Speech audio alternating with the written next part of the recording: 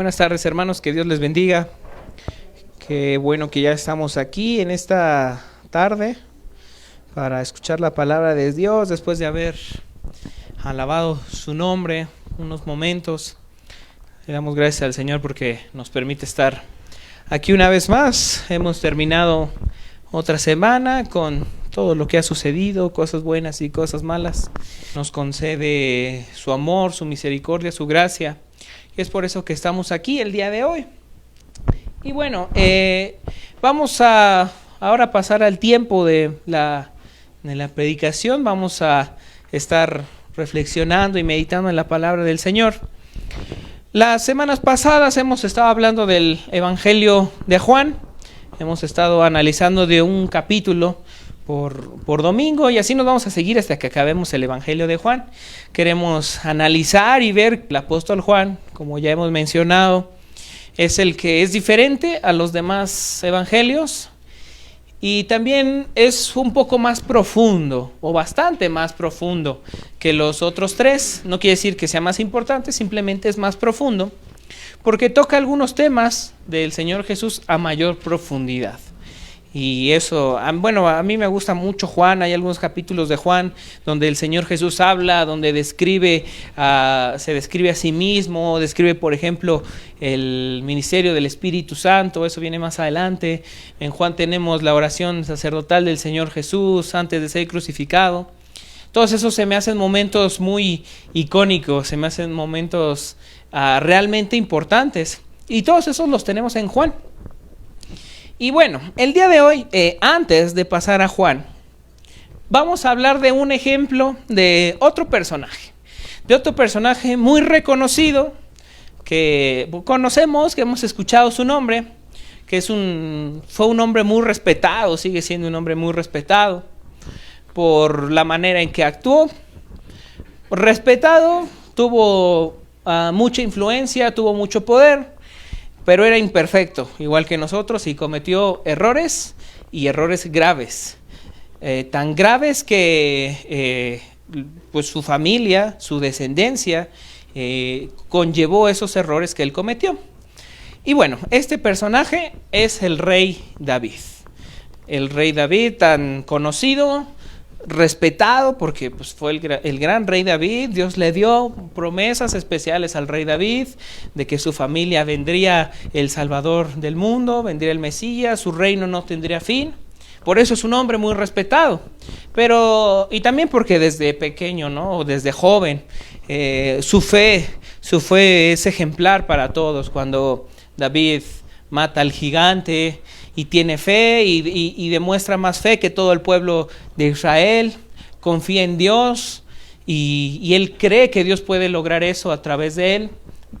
David tiene en la mente, ¿no?, de que cuando él mata a Goliat, no es él, es Dios quien lo vence. Entonces el rey David es un personaje icónico, es un personaje grande, respetado, pero eso no quita que fuera humano y cometiera errores graves, realmente graves. Y antes de empezar a hablar de más a profundidad de David, vamos a hacer una oración y ahora sí vamos a entrar de lleno con esto. Padre, te damos gracias en esta tarde por la vida que tú nos das, por la bendición de estar aquí en tu casa, porque tú, Señor, nos concedes tener tu palabra, tener tus dichos, tener tu verdad, tener la verdad que eres tú.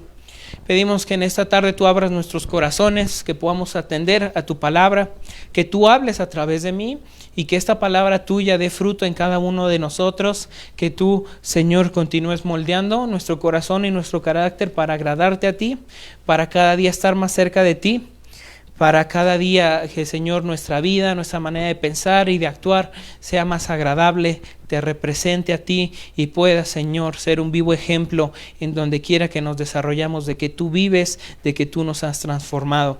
Ponemos este tiempo en tus manos. Ruego que tú hables por medio de mí a cada uno de mis hermanos, que también hables a mí en esta tarde y que, Señor, esta palabra dé fruto a su debido tiempo. Ponemos en tus manos este tiempo en el nombre de nuestro Señor Jesucristo. Amén.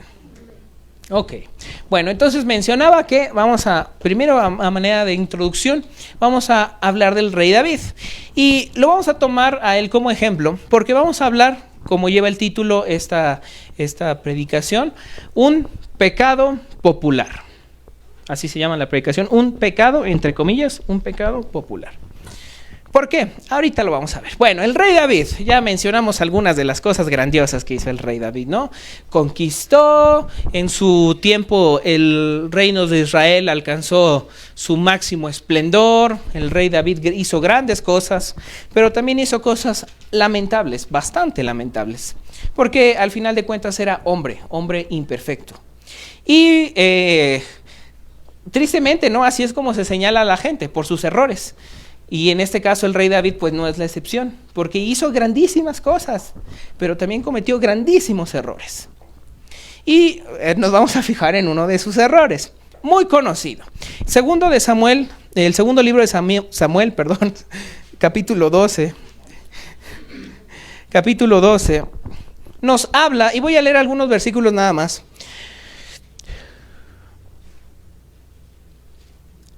En el 12, pero voy a leer rápidamente el 11, porque es donde nos da la historia de qué es lo que hizo David, que es muy conocida esta historia, que es cuando David ve a una mujer llamada Betsabé. Dice el capítulo 11, aconteció al año siguiente, en el tiempo que salen los reyes a la guerra, asunto importante, que salen los reyes a la guerra, que David envió a Joab y con él a sus siervos y a todo Israel, y destruyeron a los amonitas y sitiaron a Rabá, pero David se quedó en Jerusalén.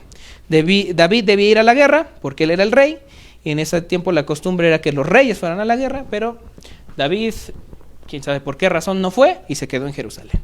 No estaba haciendo lo que tenía que hacer. Y sucedió un día, al caer la tarde, que se levantó David de su lecho y se paseaba sobre el terrado de la casa real, y vio desde el terrado a una mujer que se estaba bañando, la cual era muy hermosa. Envió David a preguntar por aquella mujer, y le dijeron: aquella es Betsabé, hija de Eliam, mujer de Urías Eteo. Y envió David mensajeros, y la tomó y vino a él, y él durmió con ella. Luego se purificó de su inmundicia y se volvió a su casa, y concibió a la mujer, y envió a hacerlo saber a David, diciendo: estoy encinta. Entonces aquí comienza el problema. David no está haciendo lo que tenía que hacer. David tenía que haber ido a la guerra, pero no, se quedó en Jerusalén, y haciendo cualquier otra cosa, ve a Betsabé, le gusta, manda a preguntar por ella, y no nomás pregunta por ella, luego se la trae y tienen relaciones, y Betsabé tiene un hijo. Este es el problema de David. Uno no está haciendo lo que tiene que hacer, y luego pues se mete con la mujer de otro. Parte del problema es que Urías era uno de los guerreros más fieles de David. El problema no termina aquí. Después David, para tratar de encubrir su pecado, mata a Urías. Es el asesino intelectual de la muerte de Urías. No lo mata él, pero sí que él planea para que él muera, que es un poquito más adelante. Verso 24 dice: pero los flecheros tiraron contra tus siervos desde el muro, y murieron algunos de los siervos del rey, y murió también tu siervo Urías Eteo. Y ya, aquí es cuando le están dando la noticia a David de que Urías murió en la guerra, porque primero David trae a Urías y lo emborracha y trata de sobornarlo para que parezca que Urías es el que tiene el hijo con Betsabé. Pero Urías era un hombre, esa es una lección para David bien fuerte y para todos, porque Urías era un hombre íntegro, era un hombre fiel, porque David lo manda a dormir a su casa para que esté con Betsabé, pero Urías dice: no, ¿cómo voy a dormir yo en mi casa, con mi mujer, tranquilito, cómodo en mi cama, cuando todos los demás guerreros están allá dando su vida? Urías dice: yo no puedo hacer eso, y no va a su casa. Y David dice: pues ¿cómo voy a hacer con este? Porque es un hombre fiel, más fiel que el mismo David, más íntegro que el mismo David. Y a David se le ocurre la grandiosa idea de que la única forma que puede deshacerse de él es en la guerra. Entonces le dice a otro de los en este caso el mensajero, le dice: no, pues a la hora que sea la guerra y se ponga la peor parte, manden Urías hasta enfrente y todos háganse para atrás. Y eso fue lo que hicieron. Y entonces cuando la guerra se puso fuerte y Urías estaba al frente, pues lo matan. Y David es el que está detrás de ese plan muy raro de estrategia de guerra. Entonces ya después le llevan el mensaje a David de que murió Urías y pues era lo que él quería, a final de cuentas era su idea para deshacerse de Urías.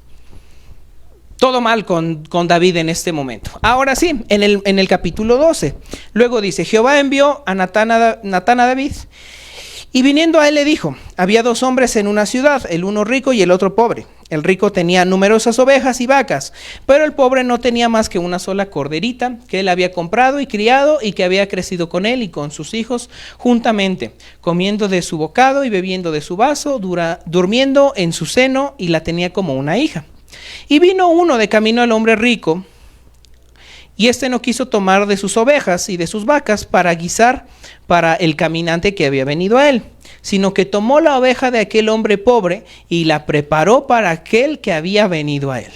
Entonces se encendió el furor de David en gran manera contra aquel hombre, y dijo a Natán, vive Jehová, que el tal es digno de muerte, que el que tal hizo es digno de muerte, y debe pagar la cordera con 4 tantos, porque hizo tal cosa y no tuvo misericordia. Entonces va el profeta Natán, ¿no? Y va con David y le dice, tengo que contarte algo que pasó, algo grave. Y David, a ver, échale pues, a ver, dime, ¿qué cosa?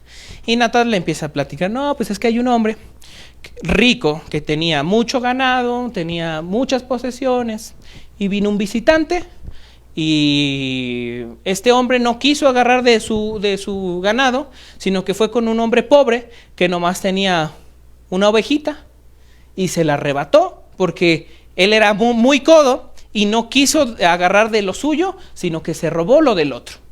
Y tomó la borreguita del otro para cocinarla y ofrecérselo a su visitante.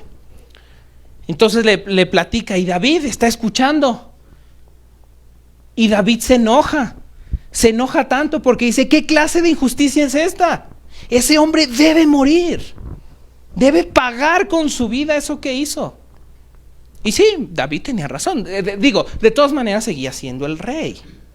Seguía teniendo ese lugar de autoridad. Aquí hasta este momento se nos muestra que David seguía teniendo un cierto sentido de justicia todavía en su corazón. Todavía podía, aunque estaba en pecado, ¿verdad? Pero aún él detectaba cuando algo era bueno, algo era malo, algo era injusto. Eso es algo que permanece en la humanidad, aunque está contaminada de pecado. Aún los que no son creyentes buscan justicia. Aún los que están en pecado buscan justicia. Y eso es lo que pasa con David. Le están platicando y David dice, es que ese hombre tiene que morir. Actuó injustamente, robó y hizo algo que no está bien y debe morir. Y aquí viene el asunto. Dice el versículo 7. Entonces dijo Natán a David, tú eres aquel hombre. Así ha dicho Jehová, Dios de Israel, yo te ungí por rey sobre Israel y te libré de la mano de Saúl. Luego dice el versículo 9, ¿por qué pues tuviste en poco la palabra de Jehová, haciendo lo malo delante de sus ojos? A Urías Heteo heriste a espada, y tomaste por mujer a su mujer, y a él lo mataste con la espada de los hijos de Amón. Entonces, David está enojado porque dice, es que ese hombre tiene que pagar, y es el rey, ¿no? Entonces, él como rey tiene la responsabilidad de establecer justicia. Y dice, entonces ese hombre tiene que morir, porque hizo algo injusto. Y luego Natán le dice, pues, ¿qué crees? Que ese hombre eres tú. Entonces el que debe morir eres tú. Y ahí es donde está el problema. ¿De qué vamos a hablar el día de hoy? En la actualidad, por muchos lados, se ha escuchado mucho últimamente, actualmente es algo que mucho se dice, que juzgar está mal, que juzgar es un pecado. Y sí, pero hay que analizar a qué nos estamos refiriendo.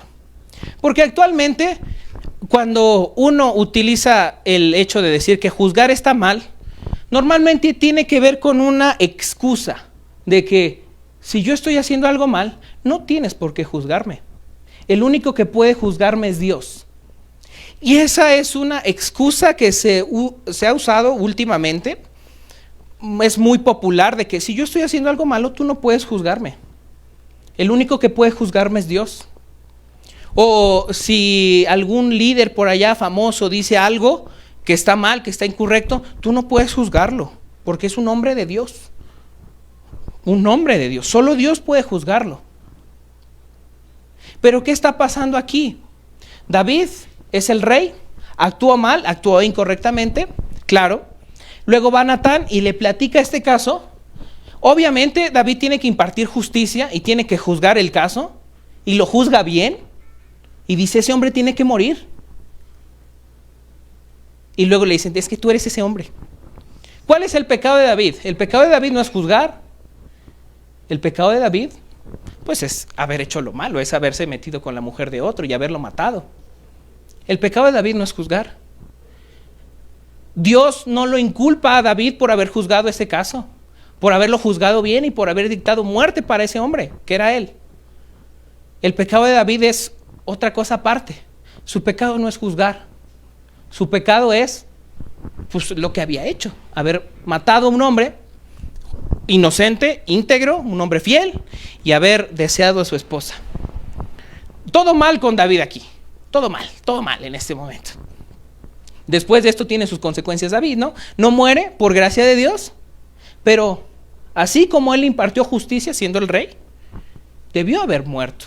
Es lo que él dice, ese hombre tiene que morir. El que hizo eso tiene que morir. Ya después que le dice Natán, es que ese hombre eres tú. Ahí es cuando como que le da una cachetada, ¿no? Así, un baldazo de agua fría. Así como de... ¿Cuál es el problema con David? ¿Y cuál es el problema con juzgar? El juzgar actualmente. Y del por qué se utiliza como excusa. Y de lo que el mismo Señor Jesús señala el juzgar. Sí, el Señor Jesús dice, no juzguen para que no sean juzgados. A lo que se está refiriendo es al juzgar con doble moral, que es lo que hizo David. Si lo hace él, entonces él debe morir. Pero cuando ya me tocó a mí, ahí la cosa cambia. Ese es el verdadero problema, la doble moral. Si lo hace él, es gravísimo. Pero si lo hago yo, pues no pasa nada. Entonces, hoy en día eso es algo bien popular, demasiado popular. El decir, es que no puedes juzgarme, porque el único que puede juzgarme es Dios.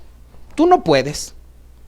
Y lo usan como una excusa para seguir pecando y para para escudarse de lo que uno con muy buena intención de parte de Dios puede hacer, podría hacer. Y entonces entran en conflicto varias cosas. Vamos a ver rápidamente, Mateo capítulo 7, que es donde aquí está diciendo esto el Señor Jesús. Que este es el pasaje que se utiliza como la excusa o como el argumento. Dice Mateo capítulo 7, versículo 1, no juzguéis para que no seáis juzgados, porque con el juicio con que juzgáis seréis juzgados, y con la medida que medís, con que medís os será medido.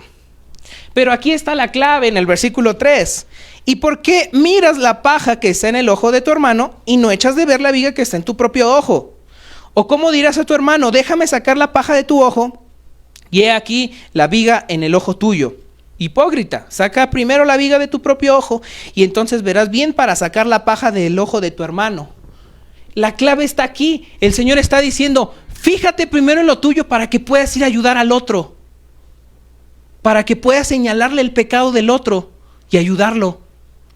El Señor no está diciendo, una vez que tú te sacas el tuyo, ya quédate ahí. Está diciendo, saca lo tuyo, resuelve lo tuyo y después ve a sacarla de tu hermano. El Señor, cuando está diciendo que no juzguemos, se está refiriendo a que no tengamos esa doble moral. A que yo diga, no, pues es que tú estás en pecado y yo estoy practicando el mismo. A que le diga, es que tú estás mal y yo estoy peor en otras cosas. Eso es a lo que se está refiriendo el Señor Jesús. No nos está diciendo que nos hagamos de la vista gorda y que si Él está en pecado y yo estoy mal, pues es que no así. Todo depende de las intenciones del corazón. ¿Qué es lo que hay aquí? ¿Por qué razón yo señalaría el pecado de mi hermano? El Señor Jesús dice, si ves a tu hermano que está en pecado, ve y repréndelo. Y si él te escucha, habrás ganado a tu hermano. Entonces hay varias cosas que se empiezan a cruzar. Porque actualmente la gente dice, es que yo no puedes señalarme mi pecado. Solo Dios puede. Pero el Señor Jesús me está mandando también, si mi hermano está en pecado, yo tengo que decirle. Porque hay un bien eterno que se está descuidando. El destino eterno de su alma, de su espíritu, yo tengo que tener cuidado de eso. Pero cuando dicen, es que no puedes decirme nada, no puedes juzgarme porque solo Dios puede, entonces están invalidando el otro mandato del Señor Jesús de ir a arrepender a mi hermano que está en pecado.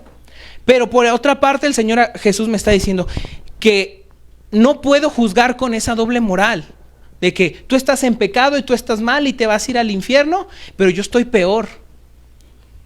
Finalmente, el juzgar, ¿qué quiere decir? La palabra que se utiliza en el Nuevo Testamento para juzgar tiene que ver con distinguir o decidir. Solamente que actualmente escuchar la palabra juzgar ya es como ponerse a la defensiva. Si uno habla de juzgar, ya es uno como que se escuda, uno ya se pone en modo sí defensivo, porque ahora la palabra juzgar se ha vuelto algo que con pincitas. Pero realmente juzgar tiene que ver con decidir, con distinguir. En la vida, todos los días, en todo momento, estamos distinguiendo y juzgando qué cosa es mejor. Cuando cuando voy a almorzar, ¿no? ¿Qué será mejor para mí? ¿Desayunarme mi huevito? ¿O desayunarme unos tacos al pastor, ¿no? O todavía más, algo más sano, ¿no? Un jugo verde y que ese sea mi almuerzo. Yo estoy juzgando qué cosa es mejor, estoy distinguiendo. A lo mejor no distingo bien, ¿verdad?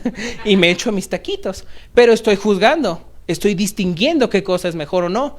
Mejor para mi cuerpo, mejor para mi paladar. Al final estoy distinguiendo algo. Estoy juzgando. A eso se refiere la palabra juzgar. A una decisión, a distinguir. También tiene que ver con precisamente señalar o condenar en casos, en otro tipo de casos también se puede referir. Y también tiene que ver precisamente con el juez. Con un juez, por ejemplo, un juez del gobierno, ¿no? Cuando tiene un caso que resolver y tiene que impartir justicia. De ahí viene la palabra juzgar, que tiene que ver con justicia, de lo que es justo, de lo que está bien, distinguir lo que está bien. Entonces la palabra juzgar realmente no tendríamos por qué tocarla así con pincitas, porque todo el tiempo estamos juzgando lo que está bien y lo que está mal. También estamos juzgando, por ejemplo, a la hora de vestirme, ¿no? ¿Qué se verá mejor con mi pantalón negro? ¿Unos zapatos cafés o unos zapatos azules? ¿Qué se verá mejor? ¿Un suéter negro? ¿Un suéter tal, no? Y eso se puede llevar a otra cosa, ¿no? Que, es que no se le ve bien, es que no le combina. Es lo mismo. Es que no le quedan esos zapatos, se hubiera puesto otros. No, ese pantalón se le ve feo. Es lo mismo. Al final, en ese caso estoy señalando a la persona o me estoy señalando a mí. Al final es juzgar, es decidir, es distinguir qué es mejor o qué no es mejor, según mi parecer. Ahora, el juzgar o el parecer de donde yo empiezo a impartir esa justicia o a distinguir qué es lo que está bien y está mal, no puede provenir de mí, porque es entonces donde empieza la doble moral. Debe haber una ley intermedia, suprema, que distinga eso. Y está aquí, y es esta la que lo determina. No soy yo, esta está aquí. Entonces, ¿por qué se ha vuelto una excusa? Es que no puedes juzgarme, solo Dios puede. O cuando aquella persona de autoridad habla y dice algo que está mal, es que no puedes juzgarlo, si él lo dijo así tiene que ser.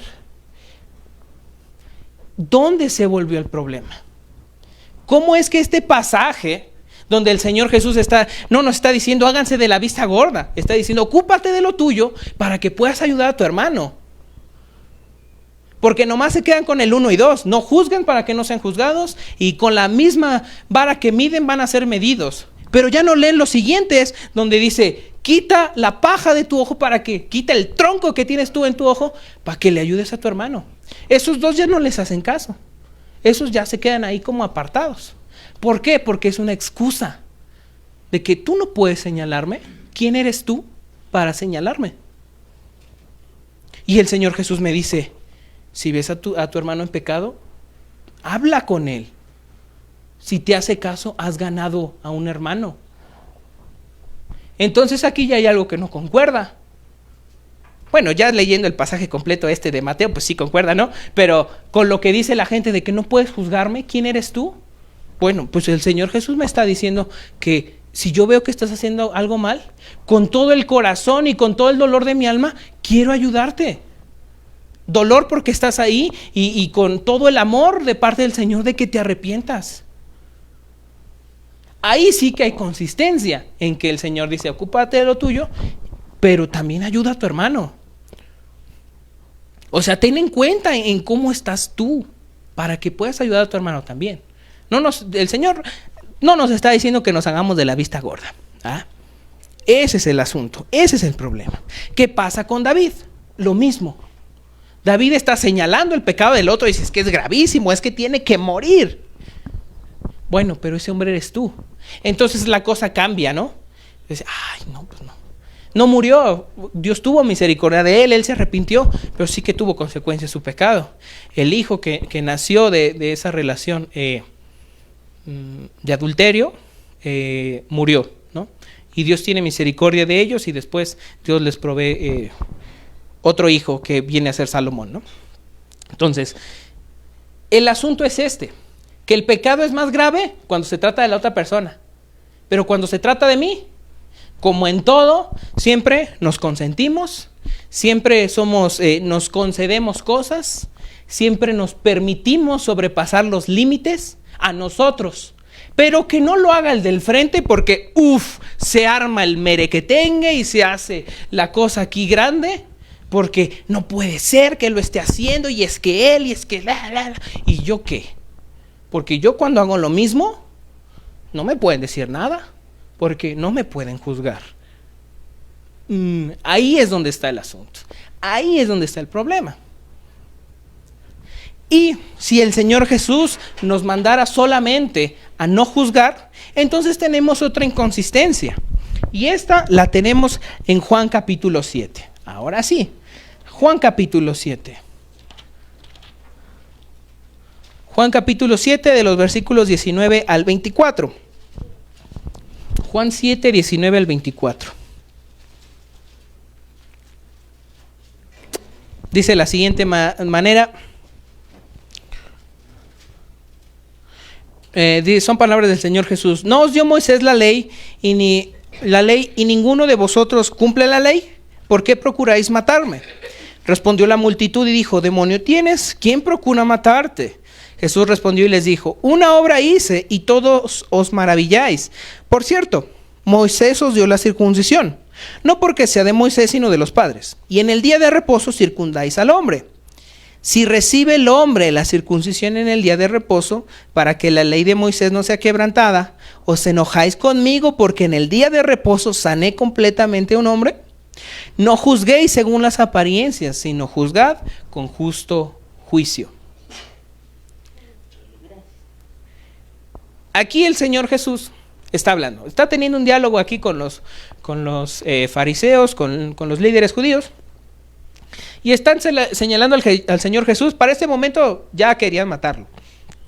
Ya querían matarlo porque pues el Señor Jesús ya había hecho maravillas, ya había demostrado quién era y ya querían matarlo. Entonces en este momento están en una fiesta, que es la fiesta de los tabernáculos, y tienen que ir en este caso a Jerusalén. Dice el versículo 10 que tenían que subir y subieron los discípulos. Jesús les dice, vayan ustedes para que celebren la fiesta, y tiempo después sube el Señor Jesús, pero de manera discreta, porque no quería que se hiciera tanto alboroto. Él tenía que subir porque también el Señor Jesús era un hombre que cumplía la ley y tenía que ir a la fiesta, pero no quería que se hiciera alboroto. Entonces va de manera más discreta. Y estando allá, cuando llegan los discípulos, empiezan a buscar al Señor Jesús para ver en qué momento ya pueden hacerle algo. Y el Señor Jesús no llega en ese momento, llega después. Cuando llega y lo ven, es entonces que lo empiezan a cuestionar. Lo empiezan a cuestionar y es aquí a donde nos encontramos. El Señor Jesús les empieza a responder. Le dicen, está bien, Dios nos dio a nosotros la ley de Moisés, ¿no? El Antiguo Testamento. Y dice el Señor Jesús, pero ustedes son hombres fieles que buscan que la ley de Dios se respete a toda costa. Les dio la ley y también nos dio la circuncisión, que es la muestra del pacto de Dios con Israel. Y les está diciendo el Señor Jesús, la ley de Moisés dice que el día de reposo se tiene que guardar y no se hace nada. Ustedes han interpretado que el día de reposo no se hace absolutamente nada. Pero aparte tenemos la circuncisión. Y el niño tenía que circuncidarse a los 8 días. Entonces dice el Señor Jesús, si el 8º día cae en sábado, ustedes, para no romper el pacto que es la circuncisión, rompen la ley de Moisés. ¿Qué es esa ley de Moisés? Que el sábado no se tenía que hacer nada y el sábado circuncidan al niño, porque están respetando el pacto. Pero entonces tienen que romper la ley de Moisés y tienen que hacer algo el sábado. Entonces le está diciendo, ustedes son inconsistentes, porque ahí sí está bien romper la ley de Moisés, romper el sábado, porque están haciendo una obra buena, que es circuncidar al niño. Ni ustedes entienden, le está diciendo, ustedes son inconsistentes, porque dicen que no se debe hacer nada el sábado, pero si es la circuncisión, eso sí se puede hacer. Son inconsistentes conmigo porque yo hice una buena obra el sábado, yo sané a alguien un sábado y ustedes me juzgan a mí. ¿Qué no es igual? ¿Qué no es lo mismo? ¿Qué no es igual una buena obra circuncidar a un niño que sanar a un hombre? ¿No son ambas cosas buenas? Al Señor Jesús lo están enjuiciando, lo están cuestionando porque Él sanó a una persona el sábado. Y ellos dicen, es que ¿cómo puede ser el sábado? Está rompiendo la ley, porque no se debe hacer nada el sábado. Pero el Señor Jesús le dice, ¿y cuando ustedes lo hacen qué? Cuando ustedes lo hacen no pasa nada, pero cuando lo hago yo sí. Entonces ustedes son inconsistentes, porque las dos cosas son buenas. Pero como no son ustedes y se trata de mí, entonces me juzgan. Y dice el Señor Jesús, juzguen con justo juicio. ¿Qué es lo que está señalando el Señor Jesús de ellos? No está señalando que lo estén juzgando. Está señalando su doble moral. Está señalando su inconsistencia. Eso es lo que el Señor Jesús está señalando de ellos. No que lo estén juzgando.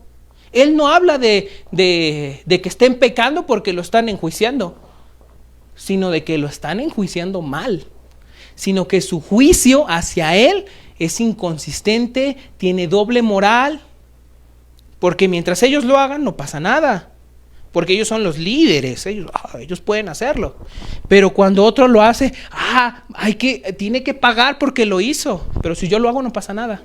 Eso es lo que el Señor Jesús está señalando de ellos, su doble moral. Y entonces esto está totalmente de acuerdo con el pasaje de Mateo, que se utiliza como excusa de no me puedes juzgar porque Dios te va a juzgar a ti. ¿Qué es lo que está diciendo el Señor Jesús más abajo? Que el juicio debe ser justo, debe ser consistente, sin esa doble moral. Date cuenta de lo que haces tú primero, antes de señalar lo que hace el otro. Es lo mismo. El Señor Jesús no está diciendo háganse de la vista gorda y ignoren todo eso y no juzguen a nadie. El Señor Jesús no está diciendo eso. Está diciendo tengan cuidado la manera en que juzgan. Que no sean inconsistentes, que no tengan una doble moral. Y en este caso el Señor Jesús, si el Señor Jesús estuviera en contra de los juicios, de que juzguemos a las personas, el Señor Jesús les hubiera dicho, es que ustedes, el pecado que tienen es juzgar. Pero no les dice eso, les dice, el pecado es que están juzgando mal. Por eso les dice, juzguen con un juicio justo, con un juicio constante, con un juicio que tenga una buena base. Ese es el pecado. Juzgar incorrectamente. Ese es el verdadero pecado. Esa es la verdadera maldad. Juzgar incorrectamente. Entonces, bueno, por aquí tenía anotada, sí. En Mateo 18, y ya estamos por terminar, Mateo 18, Dice Mateo 18:15.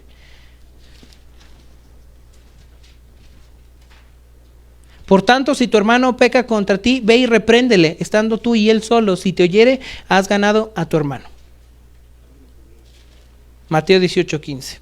Por tanto, si tu hermano peca contra ti, ve y repréndele, estando tú y él solos. Si te oyere, has ganado a tu hermano. Entonces aquí es donde empiezan a ver todas estas cosas que tienen que ver con el mismo asunto. Dice el Señor Jesús, si tu hermano peca, está diciendo contra ti. No dice, no vayas, hazte de la vista gorda y no le digas nada, porque no puedes juzgarlo. No está diciendo eso. Está diciendo, ve, háblalo con él. Eso tiene que ver con un juicio, con distinguir qué es lo que se está haciendo bien y lo que se está haciendo mal. No tendría sentido que el Señor me diga esto si por otro lado me está diciendo no puedes juzgar a nadie nunca, porque serás juzgado. El juicio viene por juzgar mal, por señalar al otro cuando mi pecado es más grande, por señalar al otro por creerme superior de que es que tú estás en pecado, pero no sepan lo mío porque se van a aterrorizar más de lo que hizo este hermano. Es ahí donde está la gravedad del asunto. ¿Cuál es el asunto entonces para nosotros? Eso, la doble moral. El pecado no es juzgar. Yo realmente no estoy yo personalmente, yo no estoy de acuerdo cuando alguien dice, es que no me puedes juzgar. Es que no es cierto, es que eso no dice la Escritura. El Señor me manda a juzgar con justo juicio. Su pecado no fue juzgarlo, fue juzgarlo mal. Ese era el pecado. Juzgar mal, hacer más grande las fallas del otro que las mías. No, pues es que él está peor que yo. Esa es una excusa que siempre utilizamos. O cuando se le predica a la gente, le dice, no, pues es que tú eres una buena persona. No, pues sí, pero no, pues no soy tan buena, pero hay gente que es peor que yo. Siempre hay una excusa. Y una excusa que se ha vuelto, que existe dentro de la cultura cristiana es, no puedes juzgarme, porque solo Dios puede hacerlo. Eso no es cierto. Y sí, Dios puede juzgarme, pero ¿en qué manera me muestra ese juicio? A través de alguien que se me acerca y me dice, estás mal. ¿Qué es lo primero que hacemos? Pues sí, pero tú estás igual, tú estás peor. Fíjate en lo tuyo primero. Entonces ahí estamos teniendo problemas en cómo yo estoy recibiendo la reprensión de parte de Dios. Por eso es la excusa de, es que tú no puedes juzgarme. ¿Quién eres tú? Solo Dios puede. Yo me estoy escudando porque no quiero recibir la reprensión. A final de cuentas uno sabe que está mal, ¿no? Digo, vamos a ser sinceros. Uno sabe que está mal. Uno sabe que está actuando mal. Pero dice, pues es que no puedes juzgarme porque solamente Dios puede.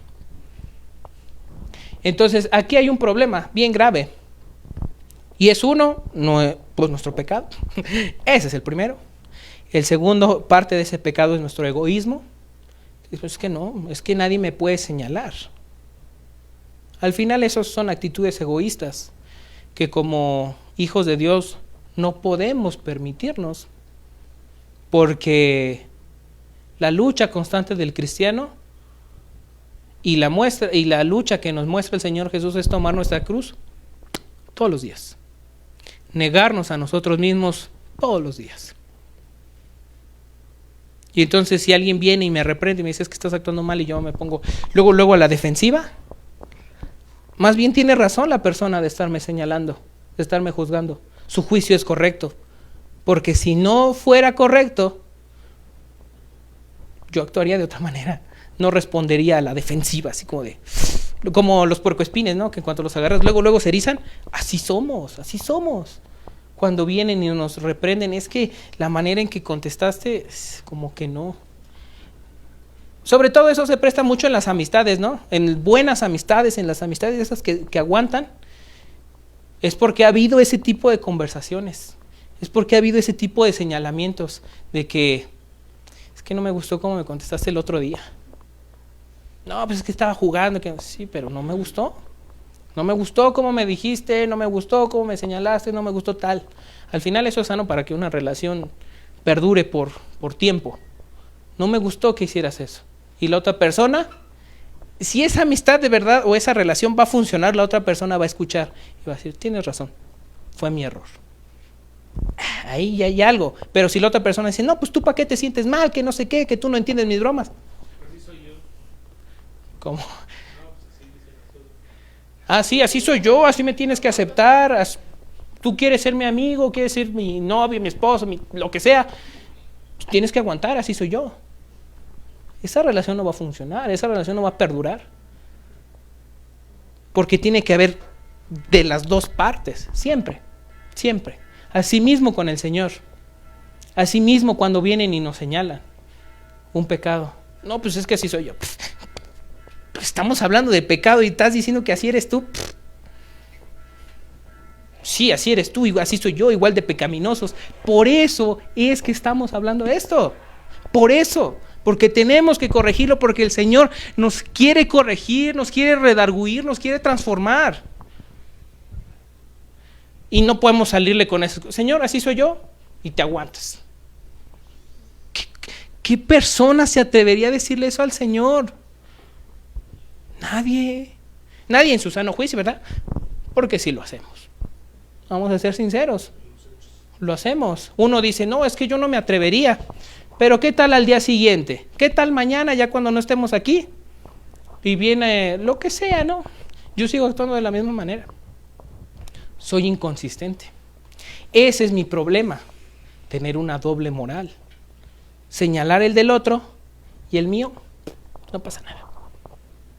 El pecado es ese. El pecado no es juzgar. Eso es lo que quisiera dejarles hoy. Por eso es que les digo que esta predicación lleva por título un pecado popular. Porque allá afuera, tristemente para muchos cristianos el pecado es que no puedes señalar a la gente, es que no puedes juzgarlos. Y entonces, ¿cómo los vas a ayudar? Si no les haces ver a la gente cuál es su problema, dónde está su pecado, ¿cómo lo vas a ayudar? No hay manera. La predicación del evangelio lleva un juicio. ¿Cuál es ese juicio? Que todos somos pecadores. Y si yo no le digo a la gente que ha pecado, ¿cómo le voy a ayudar? No hay manera. Es inconsistente. Decir, no puedes juzgar a la gente y querer que la gente conozca a Cristo. No se puede. Porque el conocer al Señor Jesús trae consigo ese juicio de que yo he pecado contra Él. Y que sigo pecando. Es ahí donde está el problema. Es un pecado popular dentro de muchas iglesias cristianas, dentro de la cultura cristiana, y que se usa como excusa de que no puedes juzgarme. Y entonces, ¿cómo te voy a ayudar? Y entonces, ¿cómo me vas a ayudar a mí también? Porque no se trata de juzgar al otro, también se trata de que me juzguen a mí. ¿Cómo me van a ayudar si no hacen un juicio sobre mi persona, sobre mi actuar, sobre mi manera de pensar, sobre lo que hago? Si no emiten un juicio, si no lo emiten buscándolo aquí. ¿Cómo me van a ayudar? No hay manera. No hay. El evangelio lleva un juicio. Ayudar a una persona conlleva juicio. Conlleva juzgar. El Señor Jesús no nos manda a hacernos de la vista gorda. Nos manda a emitir juicios justos para ayudar a la gente. Y ese juicio tiene que ver con señalar el pecado. Si estamos viviendo en pecado, no podemos, incluso nosotros tenemos que aprender a reprendernos. Porque el problema es que el pecado se hace grande porque nos concedemos a nosotros eso. Tantito, poquito. Y mañana otro poquito. Y otro poquito, y otro poquito. Y nosotros nos vamos concediendo. Si una persona ve eso y viene y nos reprende, nos molestamos. El problema está en nosotros. El problema es el pecado que está aquí, que está aquí. Emitir juicios no es malo, no es pecado. Bueno, también tiene que ver con la intención. Porque si yo estoy emitiendo el juicio para señalarlo y hacerlo sentir mal, bueno, ahí hay otra cosa. Pero el pecado es la intención, no la acción. La acción como tal no tiene pecado en sí. Lo que vuelve pecaminosas las acciones que hacemos en general en la vida son las intenciones. Póngase de pie, vamos a terminar. Vamos a orar. Señor Jesús, te damos gracias en esta tarde por tu palabra, por tus dichos, por lo que has dicho tú y el testimonio que tenemos de tus palabras. Gracias porque tus palabras siguen estando igual de vivas como aquel día en que tú las dijiste, porque tú eres eterno, tu palabra es eterna y tu palabra permanece para siempre. Tu palabra permanece fresca, así como el día que tú lo dijiste, que las palabras salieron de tu boca, siguen estando frescas para nosotros el día de hoy. Señor, ayúdanos, muéstranos en qué áreas de nuestra vida estamos siendo inconsistentes. Señor, ayúdanos a ver el pecado en nuestra vida con la gravedad que lo tiene. Muchas veces hemos cometido el error y hemos pecado al hacer menos nuestras malas acciones, nuestro pecado, nuestras ofensas a ti, y al señalar las de otras personas y hacerlas más grandes. Perdónanos, Señor, por esta doble moral, por esta doble manera de actuar, por una doble vida. Señalar al otro cuando mi pecado es más grande.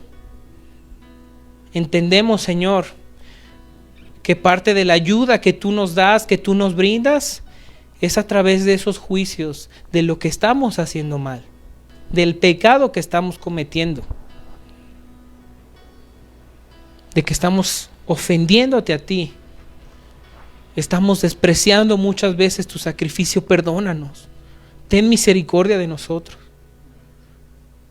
ten piedad de nosotros, perdónanos, ayúdanos a dejar todas esas áreas que nos inducen, que nos llevan a pecar.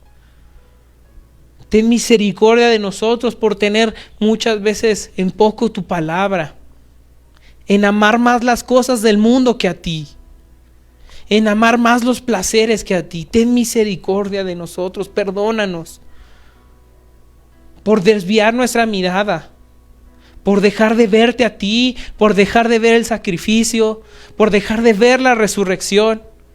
Perdónanos por poner la vista en otro lado. Y ayúdanos a ser consistentes, a poder ayudar verdaderamente a otros, a salir de el área en la que estén luchando. Ayúdanos. Eso es lo que tú esperas de nosotros, que podamos ayudarnos a estar más cerca de ti, a salir de esas áreas donde estamos pecando. Señor, ayúdanos a cada uno de nosotros, ten misericordia, ten piedad de nosotros, perdónanos, danos tu gracia para poder, Señor, salir adelante, para poder, Señor, combatir verdaderamente el pecado, hacerle frente y no darle concesiones en nuestra vida. Gracias por tu palabra, en el nombre de nuestro Señor Jesucristo. Amén.